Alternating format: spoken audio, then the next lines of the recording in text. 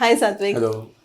So, I'm an Insta follower, first of all. Thank you. I was really waiting for this moment. Me too. நான் உங்ககிட்ட நான் நிறைய வந்து ரசிச்சது of course you have so many different faces but as a cartoonist because அந்த பிக்சர்ஸை வந்து நீங்கள் வரைஞ்சது அந்த ஆர்ட் ஒர்க்கை அதை பார்க்கும்போது எங்களை அது உள்ள எப்பவுமே வந்து நான் ஸ்டோரி அந்த மாதிரி பார்ப்பேன். நான் ஸ்டோரியை பார்க்குறேன், படிக்கிறேன், அதை புரிஞ்சுக்கிறேன், சொல்கிறேன் அப்படின்னும் போது நான் அது உள்ளே ட்ராவல் பண்ணுறேன். The same thing is happening when I see your artwork as a cartoonist. Thanks. So அது வந்து எனக்கு ரொம்ப no words to say. அந்த அளவுக்கு வந்து I am so admiring your work. So எனக்கு அதை பற்றி நீங்கள் சொல்லுங்கள் அண்ட் உங்களை பற்றியே நீங்கள் வந்து நிறைய சொல்லணும் அப்படின்றதுக்காக தான் நான் இந்த ரெமிரா டாக்ஸில் வந்து ஆசைப்படுறது. So please tell us about you first, then about your as a cartoonist. About me, so I think I'm someone who really enjoyed reading a lot of children's books when I was myself a kid, and I think the older viewers would remember that, like 30 years ago, we don't have the kind of explosion of children's books and children's books publishers and like different styles, and it's not just that we can no longer say children's books. There are actually genres within children's books that are emerging from the Indian market and all that. It was not like this before. In the sense, I'm not saying that there was a dearth of children's books or something like that. Of course, there were always this thing. But when I was a kid is when all of the publishing houses that I now work with and I now look up to for like children's books and all that, they were just coming up at that point of time. They were just sort of starting to make a mark. So the kind of books that I ended up reading were, there were a lot of Russian, American, European books that were there in the libraries of the schools that my mother worked in as a teacher. So what she would do was she would bring those books over, and she was always, as you know, she's also a storyteller, and like she, as a teacher also, she was always looking for what we're talking about now, that education should not just be rote learning and all that, and textbooks should not just be grey page after page after page, that that the textbooks and the pedagogical tools have a responsibility to draw the child in. These sort of ideas which are much more popular right now, like being a teacher 30 years back, then she was very attuned to that, and she was constantly sort of looking out for that sort of thing. So whenever she either worked in a school which had a very nice library, or she worked in a school where she was in charge of creating a library over there and all that, she ensured that these sort of books that are not available in India, which we see a lot more, which back in the day, right now we only say like US and Europe, but back in the day it was also Russia. Russia was like a major cultural import from Russia was sort of happening, and we'd have I think if you remember, Asianet channel would have a lot of really interesting Russian cartoons, and a lot of schools, especially in South India, where the sort of socialist influence is a lot more. Like, so in these sort of places, there would be a lot of Russian books. So these were all things that I could see, and even as a kid, like I was always interested in drawing, and I was always sort of doing this. So from that time itself, we would sort of discuss, hey, if we do something like this, wouldn't it be interesting? And I would also think, I don't know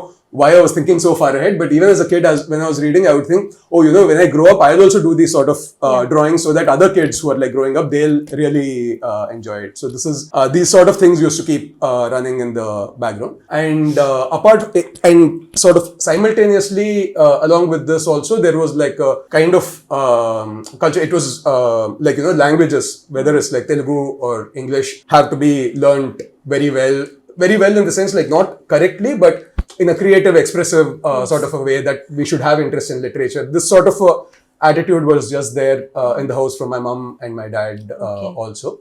And he sort of pushed me a little more to read newspapers. And even in newspapers, like read editorial sections, which are a lot above my, a lot of the times I used to read, and he would ask me questions, or like we would discuss it and all that, and I would say whatever. But now when I think back, I realize that it was above my grade to even like read that, but there was always a sense that, hey, why don't you engage with that? Like, and whenever I would see, and of course, like, when you're trying to read a newspaper which is much above your level, like what attracts you is the cartoons and caricatures that come in the newspaper. So that would automatically be the thing that I would relate to and all that. And we would have a lot of lively discussions around that, like, you know, whether it's R.K. Lakshman or whether it's like Keshav and Surendra in the Hindu, mainly it was Hindu newspaper. So we would always discuss Keshav and Surendra's cartoons. Very and true. R.K. Lakshman, of course, was like a more overall India level popular person. So his cartoons also that we would discuss. And that's sort of the atmosphere, whether it's like children's books or political cartoons. So I guess it was not a linear path from there to me becoming a children's book illustrator or a cartoonist. But now looking back, I'm thinking like, you know, these would have been the influences which... Very true. Yeah. So and இப்போ நீங்கள் சொன்ன மாதிரி இந்த political cartoonist அப்படிங்கிறது வந்து from childhood எனக்கும் வந்து அதில் ரொம்ப ஒரு இன்ட்ரெஸ்ட். பிகாஸ் அது சைல்ட்ஹுட்டில் வந்துட்டு அதை பார்த்துட்டு ஐ யூஸ் டு காப்பி தட், வரைவேன். அதை பார்த்துட்டு நான் அப்படியே காப்பி பண்ணுவேன், வரைவேன். அது யார் என்னன்றதெல்லாம் லேட்டர் ஸ்டேஜஸில் எனக்கு தெரிய வந்துச்சு. பட் ஆஃப் லைட் நான் பார்த்தது என்ன அப்படின்னா, எவ்வளோ ஒரு பெரிய ஒரு கான்ட்ரவர்சியான ஒரு விஷயத்தை கூட வந்துட்டு ரொம்ப ஈஸியாக மக்கள்கிட்ட கொண்டு போய் கன்வே பண்ணுறது இல்லையா? ஸோ அது வந்து ஒரு கார்ட்டூனிஸ்டால் அது மட்டும்தான் அது முடியும் அப்படிங்கிறது வந்து எனக்கு அது தோணுச்சு. ஏன்னா இந்த மாதிரி ஒரு பெரிய ஒரு ஹிந்து மாதிரியான ரீச் இருக்கக்கூடிய ஒரு இடத்துல இவ்வளோ ஈஸியாக ஒரு விஷயத்தை வந்து நச்சு அப்படின்னு சொல்கிறதுக்கு, அந்த டு தி பாயிண்ட், அந்த பிக்சரை பார்த்த உடனே புரிஞ்சுக்கிற அளவுக்கெல்லாம் சொல்வது. நிறைய அந்த ஸ்டாக் ரிலேட்டட் விஷயங்களாக இருக்கட்டும், நிறைய விஷயங்கள், ஆப்போசிட் பார்ட்டி இது, ரூலிங் பார்ட்டி இது, எல்லாத்தையுமே சும்மா நச்சுன்னு போட்டுடுறது. ஸோ அதை நீங்கள் எப்படி பார்க்குறீங்க? I know that you are doing it, you are specialist in that. So இல்ல ஸ்பெஷலிஸ்ட் கண்டிப்பா சொல்ல முடியாது. ஏன்னா Keshava Surendra in comparison, I worked 3 or 4 years. In the generation, I think very few people do this. I think enachna newspaper, firstly idukku munadi newspaper da it was the main mode of communication, or like sort of national level communication and all that. Adukapra TV vanduchu, TV kapram cable channels with 24-hour news channels. Adukapra internet, idellame everything happened sort of simultaneously, which meant that newspapers, or that you know, that exclusivity that newspapers had as a tool of mass communication, as a cheap tool of mass communication, that has gone down. So automatically ad revenues and all that like come down. When ad revenues come down, number of pages decrease. The first thing to go away is the pictures and the images and all that. You know, news romba important la adu you know, thooki poda mudiyadhu. So the first thing that sort of, it's not that anybody is making a conscious choice, but these are the ways in which the industry moves inevitably because of everything else that is happening. So because of that, I think the focus on cartoons, comics and all that has reduced, but in physical newspapers. Okay. But simultaneously, if you see, that same thing has gone online and it has exploded. Yes. In fact, I would say it's a very positive thing, because online has brought in a democratization of cartoons by making them web comics. Earlier newspapers used to be really great because anywhere between 1 rupee and 3 rupees you could buy something that has all of this information. Whereas with the internet, of course, you do a subscription of a month Very early true. on, like you pay for the internet and all that. But once you do that, everything is free. Okay. So, and it is free to upload also. You can make your own cartoons and like upload, and there is no restriction. Now our cartoon star my editor had liked my work.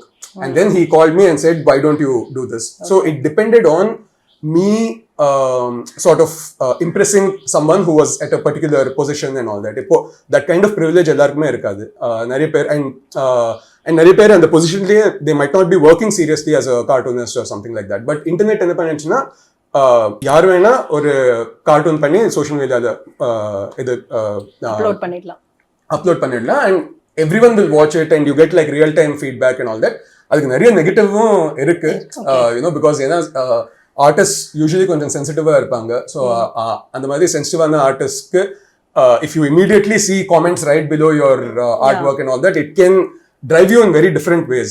In some ways, if the artist, if in that point of time you're, you know, feeling combative, you're feeling like you're up for a challenge, it can take you in a positive way. But at the same time, if you're like struggling at that point of time, it can take you in a very negative way.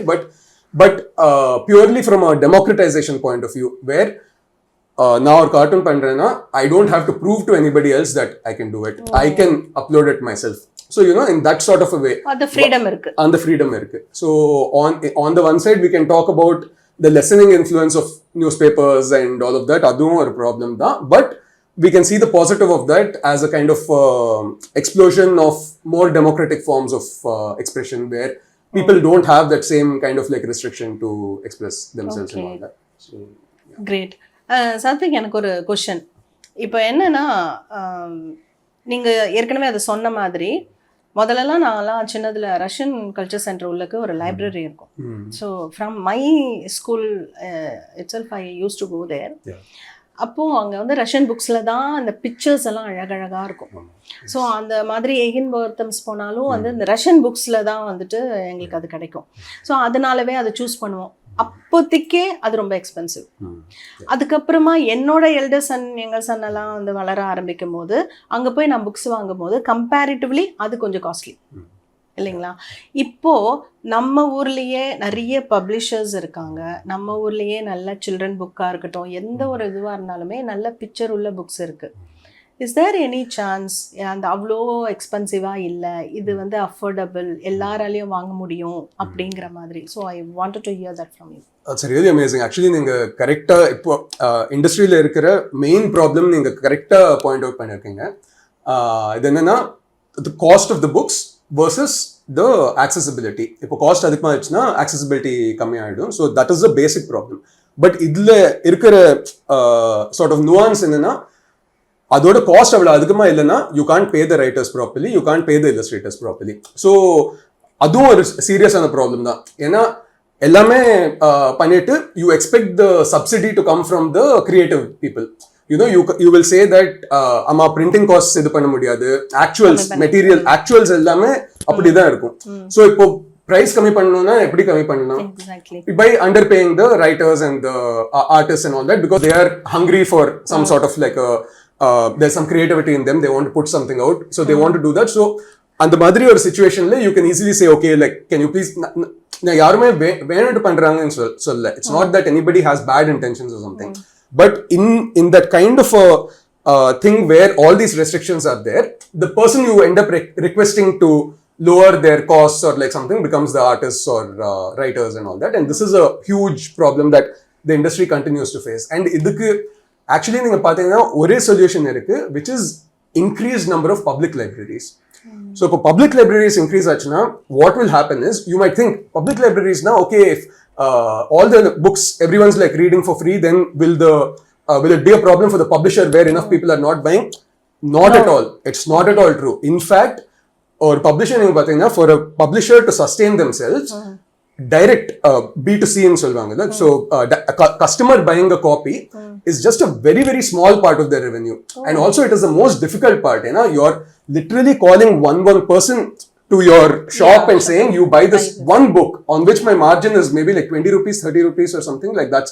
Even from that, like some amount of royalties are like going out, this thing is going out. So actually that B2C is a very very small part of it. Actually, if you want a publishing industry to thrive, then the moment a book is published, around 50,000 public libraries in your country, like imagine they put an order saying this is a new book that has come out, like we want it. That's it. Then immediately your publisher gets so much freedom to say, okay, I have a market. Now I can really pay, I can really pay my illustrator, I can really pay my writer, and I can experiment. Okay. These are the three things that are like really required for a creative industry to thrive, right? Firstly, we need creativity for the creators, and secondly, we need that sort of space to experiment.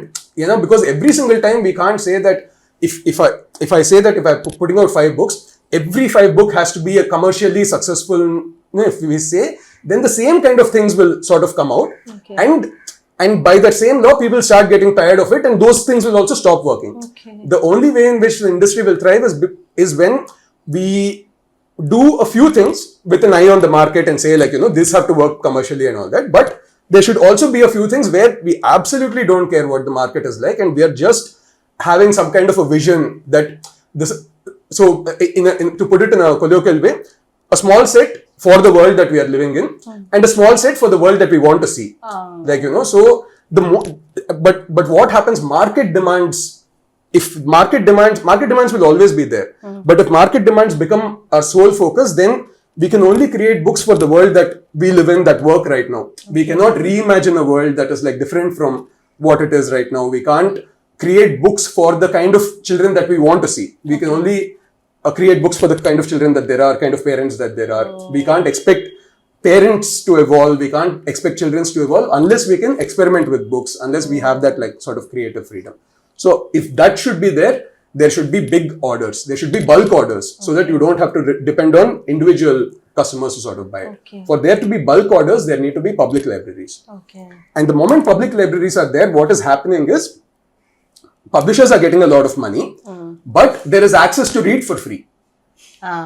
So the problem is solved, right? Yeah, both the problem solved. So like, you know, on the one side, you have publishers who are getting enough money to pay writers, pay artists, and also like put experimental books. On the other side, you have the people who don't necessarily have to, this book say costs like around 200 to 220 rupees, but you don't have to do that.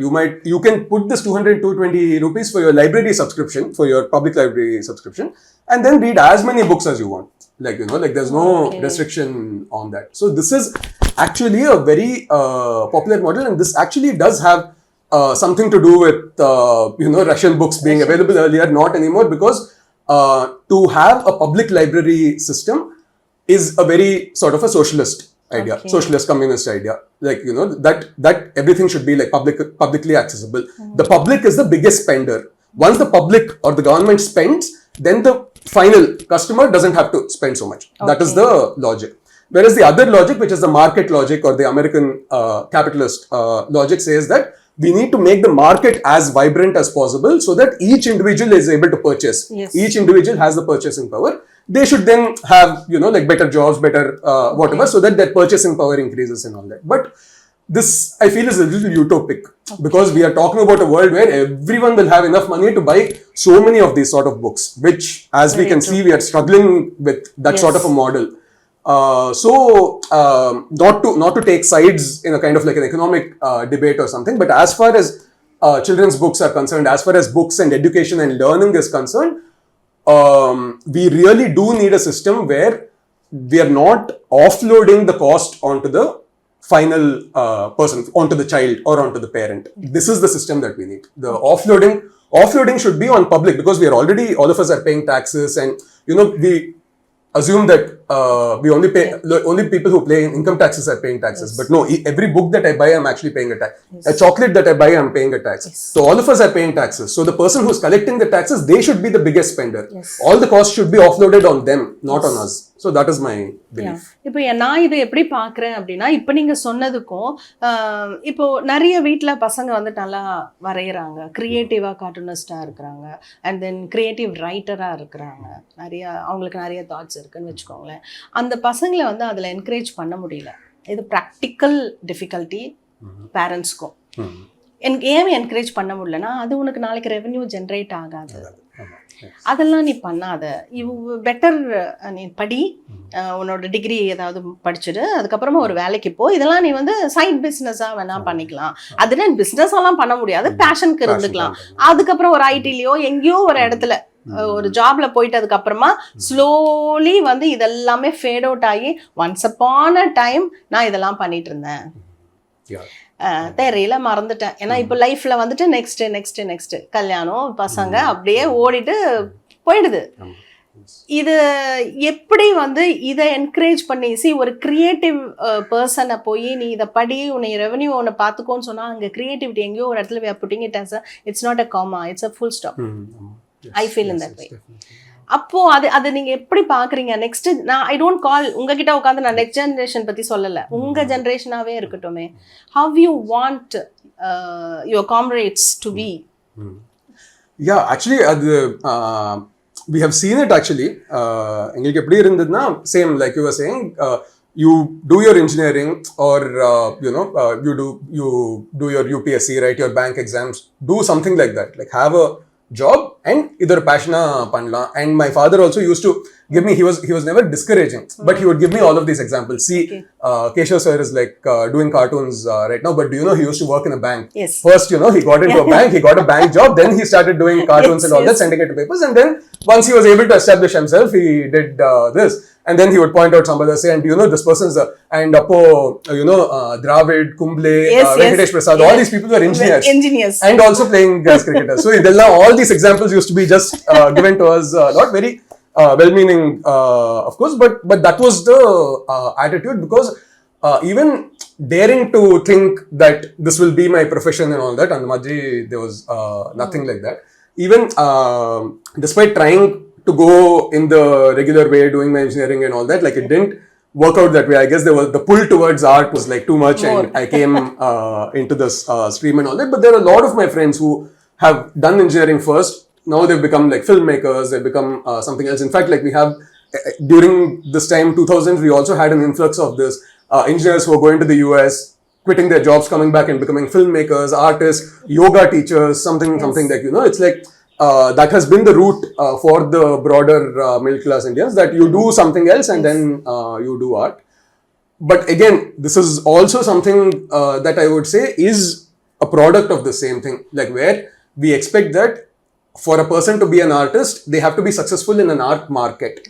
Okay. We never feel that, we never see the fact that for the last 5,000 years or so, like when we are talking about like an art history, in the art ellame patronage nalada it was running, whether it is like kings, whether it is like you know, some public community pulling in all of their this thing together. Like for instance, if you look at something as simple as a street play, like imagine where a person comes, all the public goes in a circle around them, they do the street play, and then everyone puts some money. Nice. So that is Hand your collection. Yeah, your collection and like all of that. So then you look at like kings and all that, who would you know, give like grants or give like huge amount of money to this thing. Then you have then we always talk about like European cinema. We talk about like how European cinema is like really brilliant. We talk about European art, where like in Italy and like France and all that, like whether it is a Renaissance or even in the 19th, 20th century, like when it's like people like Van Gogh, Paul Cézanne, and like all of these people were like together in like France, in Paris, like talking to each other and creating these like really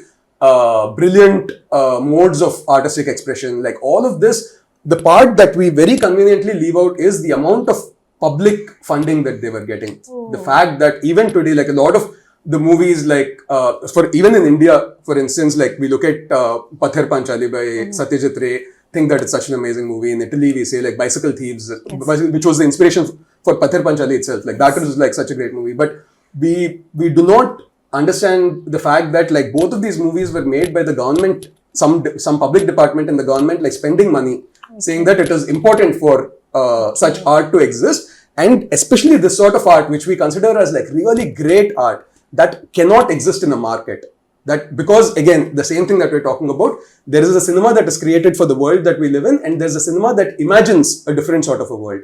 If we want something to be commercially successful, it can only be the cinema that for the world that we live in. We can never imagine another world unless we are willing to experiment.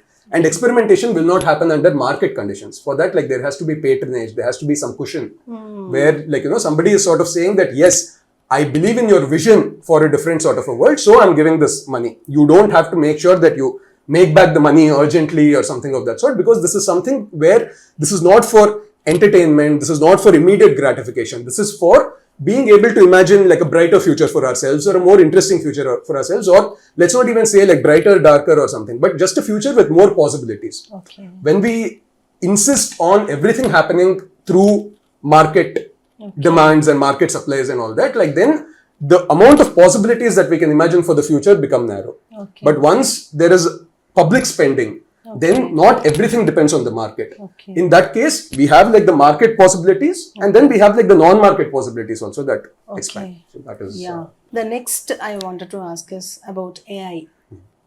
So எப்படி வந்து இந்த ஏஐயை நீங்கள் பார்க்குறீங்க, அது எப்படியாவது நமக்கு வந்து ஒரு ஹர்டலாக இருக்கிற மாதிரி பார்க்குறீங்களா, இல்லை சப்போர்ட்டிங்காக இருக்கிற மாதிரி பார்க்குறீங்களா? ஓகே, ரொம்ப ரிலவெண்ட்டான கொஷின்ஸ் கேட்குறீங்க. This are all things. ஏன்னா நான் ஏன் சொல்கிறேன்னா, last 2-3 months I have just been thinking only about these things.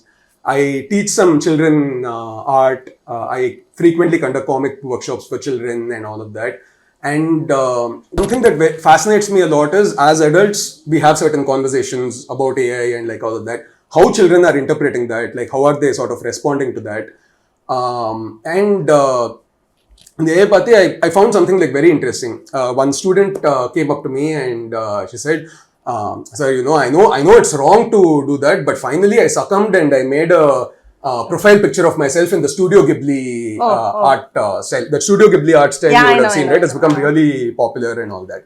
And I was a little taken aback because I was like, she just made a photo of herself in like Studio Ghibli, selfie sort of a thing, and put it in the Studio Ghibli style using AI. But she's feeling guilty about that. So what is this conversation around AI that's making her feel guilty about that? Because we are sort of saying that, hey, you know, like this person who made the Studio Ghibli artwork, they put in a lot of their time, their energy, their effort and all that. And now this AI is kind of like stealing that value and then kind of like creating, like within seconds, you can create like a lot of like Studio Ghibli style thing.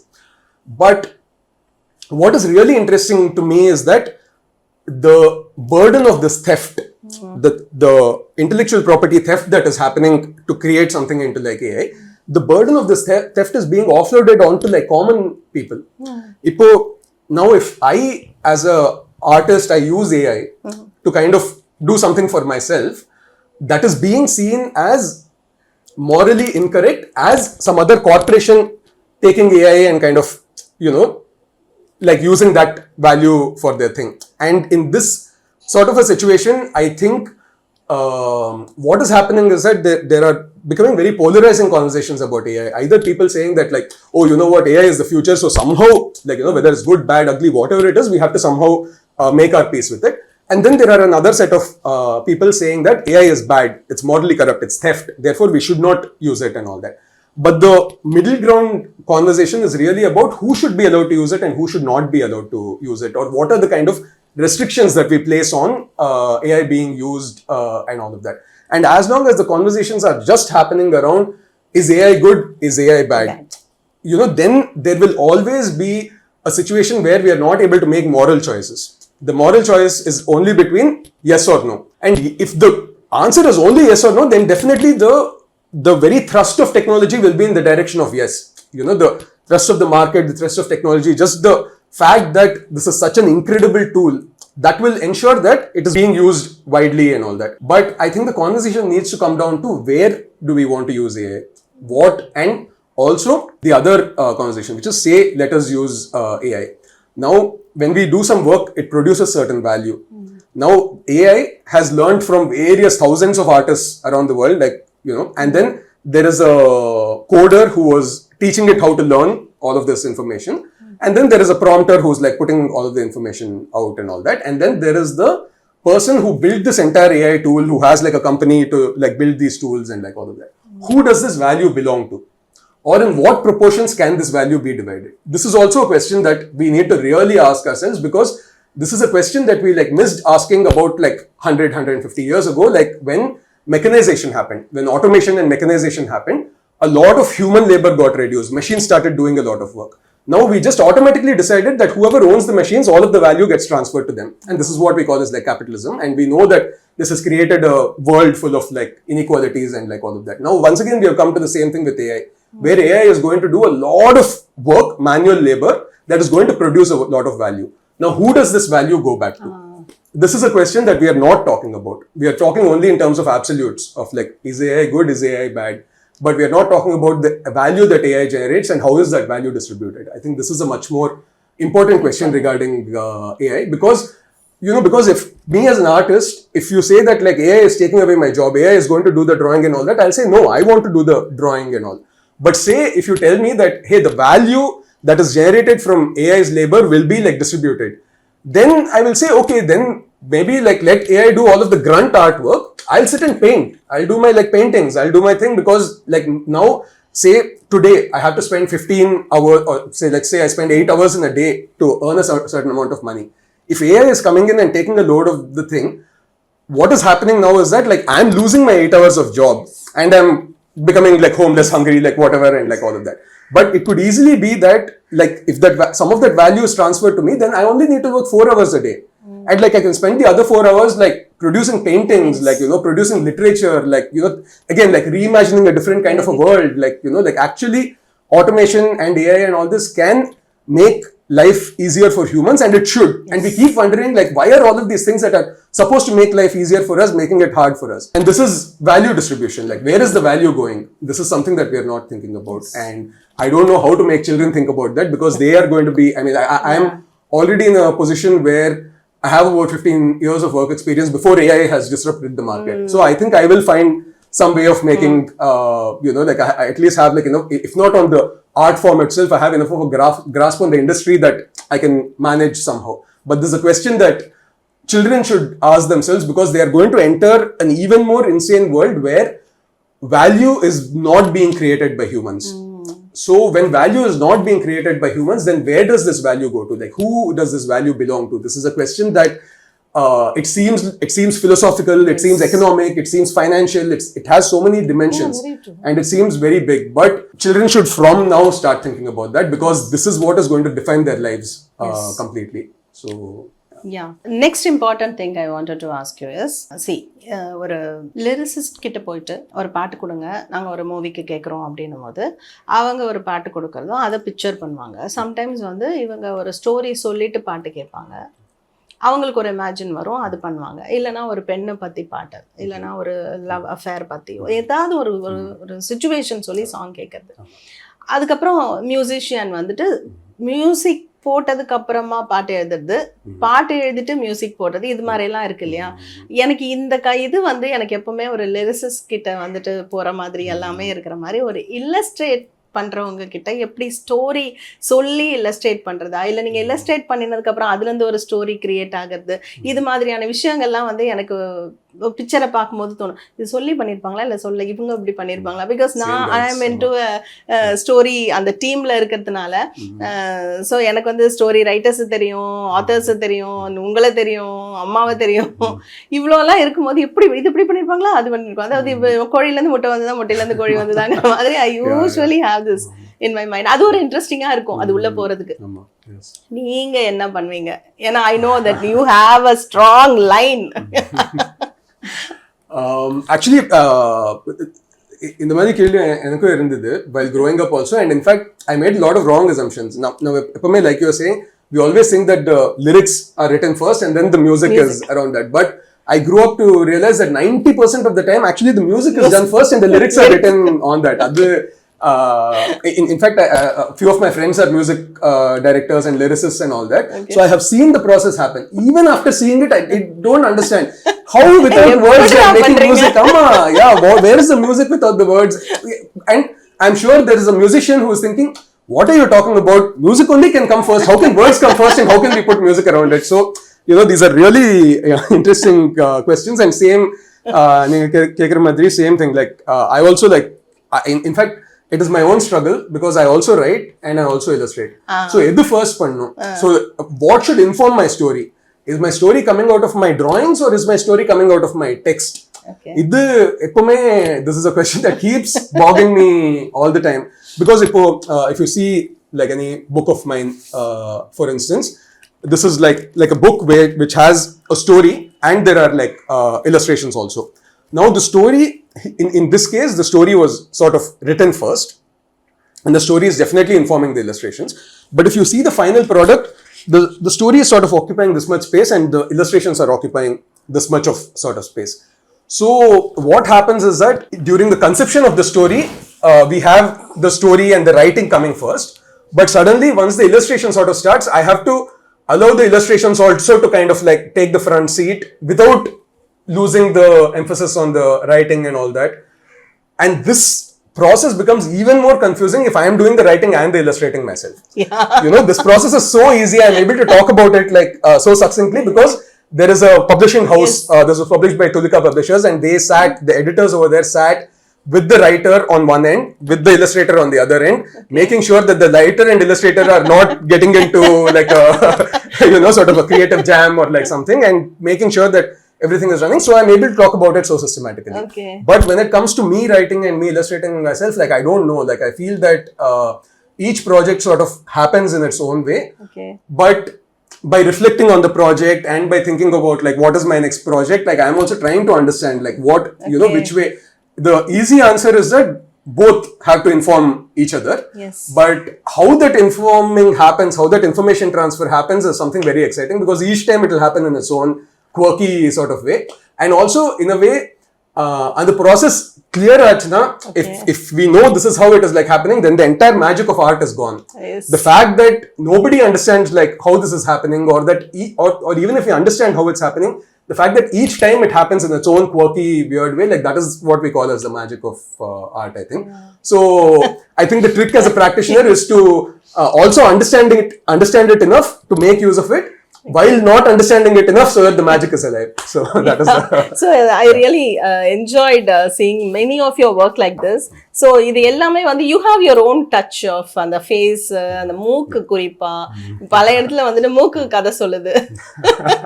more than the story, அவரோட drawingல வந்துட்டு மூக்கு கதை சொல்லும், because அது நான் நினைக்கிறேன், I think அந்த character வச்சிட்டு you draw அந்த மூக்கு.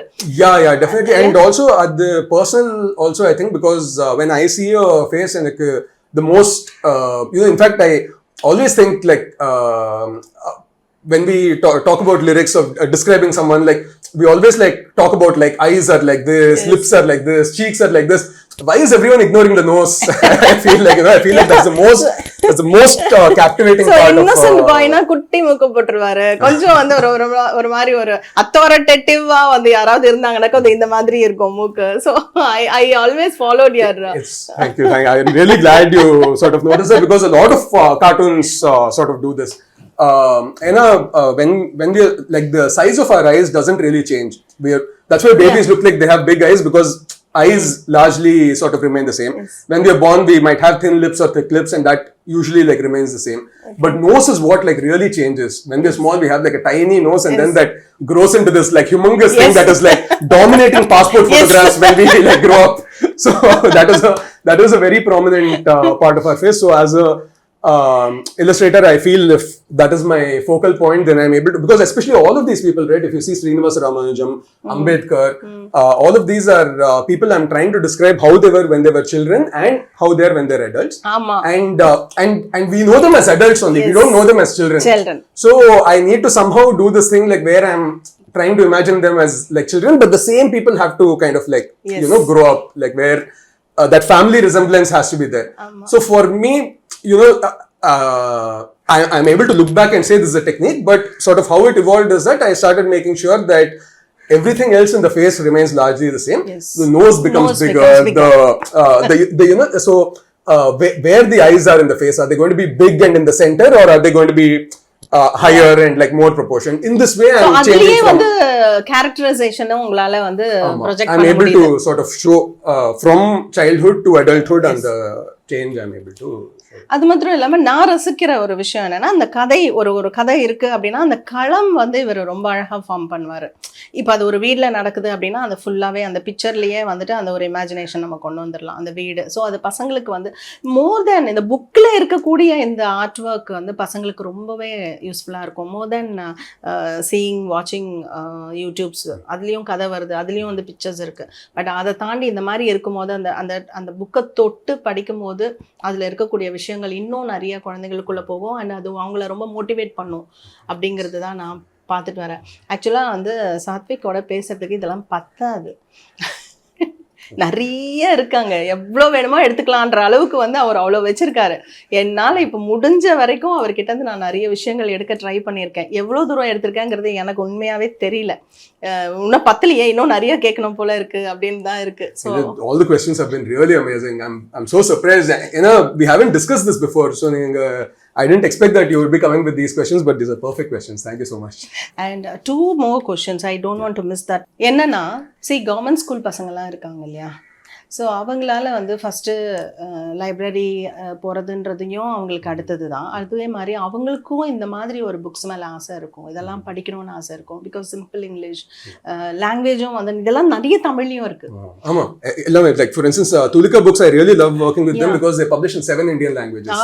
So it's அப்போ அது அவ்வளோ தூரம் வந்து இந்த கவர்மெண்ட் ஸ்கூல் பசங்களுக்கும் போய் சேரணும் அப்படிங்கும் போது நீங்கள் என்ன பண்ணுறீங்க? நான் ஏன் இந்த கேள்வி கேட்குறேன் அப்படின்னாக்கா, ஐ அட்மயர் யூ ரெண்டு விஷயத்துல மெயினா. ஒன்று வந்து ஹீஸ் அ கார்ட்டூனிஸ்ட் ஃபர்ஸ்ட், இன்னொன்று வந்து ஹீஸ் அ ஆக்டிவிஸ்ட். ஸோ அது வந்து என்வாயர்மெண்டல் ஆக்டிவிஸ்ட். ஸோ அது எனக்கு ரொம்ப இவர் மேலே எனக்கு ஒரு இதுக்கு கொடுத்துச்சு. So you also have the responsibility. என்ன உங்களால் பண்ண முடியுது, இது வரைக்கும் நீங்கள் என்ன பண்ணுறீங்க, என்னென்ன பண்ணணும்னு நினச்சிட்டு இருக்கீங்க? I see all of these in some ways connected to each other. So, activism, I don't like to see it as like environmental activism versus some other kind of activism and all that. Like generally, even in fact, we were supposed to talk about books, but I ended up talking a lot about activism. Like my own thoughts about like economics and like my own thoughts about like society and the role of government. Ellame vandichu. So for me, these things are not separate from one another. Like these are all interconnected, and I can think only in that way. But also, what I feel is that the reason why I brought up this question of value is that this is something that we are not paying enough attention to. Even in the environment, like once it comes to like these value considerations are a lot, which is that, like for instance, if there is a village, now should I destroy the village and provide electricity to 1 million people living in a city? Or should I reduce the development index of the 1 billion people in the city and preserve that village? This is the kind of like question. So what should I value more is becoming like a question. And when we think like what should I value more, like we don't have a theory of value as such, because we all believe that value is like an individual consideration. What I value is different from what you value versus like what somebody else's value. But as a country, we have value systems, and those value systems determine the kind of legislations that we make, determine the kind of like laws that we bring in place, and like all of that. And the value system we are not questioning. There are two reasons for that. Like one is that like these are complex philosophical questions that not all of us might be like equipped to deal with. The second thing is also that when we start to ask these questions, the amount of government pushback or the amount of pushback from society is immense. You might be, at the very least, you will be ostracized. People might not talk to you very well. They might be like, oh, this guy, this activist just like come again, like blah blah, like that kind of this thing. Or at the other end, you're put in jail without trial for like years and like all of that, like this kind of thing. Like environmental activists are facing like both from ostracization of like the general community all the way to being jailed and like all of that. Like this entire thing is like happening. And I feel that this is happening because of a lack of consideration towards like what are our value systems, what will we fight for and what will we not, what will we fight to preserve and what will we fight to sort of like lose. These sort of things, like there is a lack of a theory of value for ourselves, for all of us. So we are automatically turning to news channels, we are turning to some influencers, we are turning to like celebrities to tell us what we should value. And obviously when you ask like richer, more powerful people like what we should value, they will say you should value wealth and power because that is what they have. Obviously they want that to have like more value, whereas we are not taking the time to generate a theory of value for ourselves which is in keeping with our own environment. Like like what does value mean to people who don't have power? What does value mean to people who don't have money? So if you don't have money and you don't have power, then what does that value exchange into? Can that value even exchange into something else, or can it only be itself? Like these are all questions that are very complex, very philosophical, but only if we speak in like a jargon. We are not bringing that jargon back into like common language and discussing it amongst ourselves as though it should be a dining table conversation or a living room conversation, whereas it should be. Because only that will help us determine like what are the things that we will hold on to and what are the things we're not going to hold on to. And I think that is very important for us to determine for ourselves, because right now we are looking for the answers towards people who don't share the same material conditions as us. So what they value is very different from what we value. We are looking to 1% of the people to determine what should be the value system of like 99% of people. So that is largely the problem. Like, can we all create like value systems for ourselves based on our own like real material conditions? Like this is something that I wonder about a lot as an activist. Okay, great. So thank you so much, Satwik. So this is a wonderful, I don't call it as a message, but I'll from heart, you spoke so many things. So எனக்கு வந்து இது ரொம்ப ஹாப்பியான ஒரு moment. And thank you so much for being in ரெமிராஸ். Oh, thank you so much. Thanks for inviting me. I was so excited when you called that day and thought of me to come on the program. I'm, really like talking to, firstly, talking about these issues, but talking to other creative people, talking to other storytellers, and talking to people who are able to pick up on, the common points. Like we would have so much to sort of discuss and all that. So that's why there's like such a great opportunity, because a lot of times I'm just I think all of us face this problem where we don't feel like we don't get enough time with other people like us, especially storytellers, illustrators who have more, we are all working by ourselves mostly. Like it's not a communal activity where we all go to a factory and like sort of interact or like something. It's a very different sort of atmosphere. So especially in that sort of a situation, these sort of podcasts, these interactions, or even small meetings, they become extremely important. So I really want to thank you for creating that space and like holding that space for the rest of us. So thank you. Very true. And thank you so much, Satwik. Thank you very much. Thank you. Thanks.